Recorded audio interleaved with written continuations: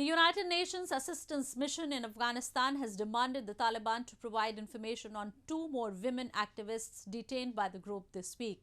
Ever since seizing power on August 15 last year, the Islamist group have cracked down on dissent by forcefully dispersing women's rallies and detaining critics. The United Nations on Thursday sought urgent information from the Taliban on the latest detentions of 2 women activists this week. Taking to Twitter, the United Nations Assistance Mission in Afghanistan reiterated its call to release the detained activist in the war-ravaged nation. Reports suggest that the woman was taken from her home by force recently after she participated in protest, while the other was arrested after she took part in rallies demanding equal rights for women.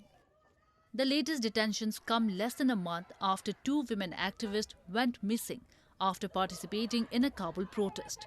The Taliban denied any knowledge of their whereabouts and said they were investigating the matter.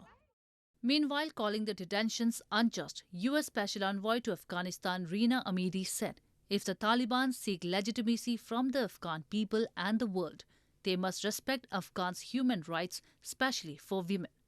Fears for the safety of vocal opponents of the Taliban and prominent women have risen since the Islamist group took over the country in August as foreign forces withdrew. Many civil society and women's rights activists fled the country. Earlier this week, the UN Human Rights Office again stated that it was very alarmed over the continued disappearances of people connected with the recent women's rights protest. The Taliban say they have an amnesty for previous opponents, including Afghan military members, and that they respect women's rights in line with Islamic law and customs. But many human rights advocates and foreign diplomats remain skeptical.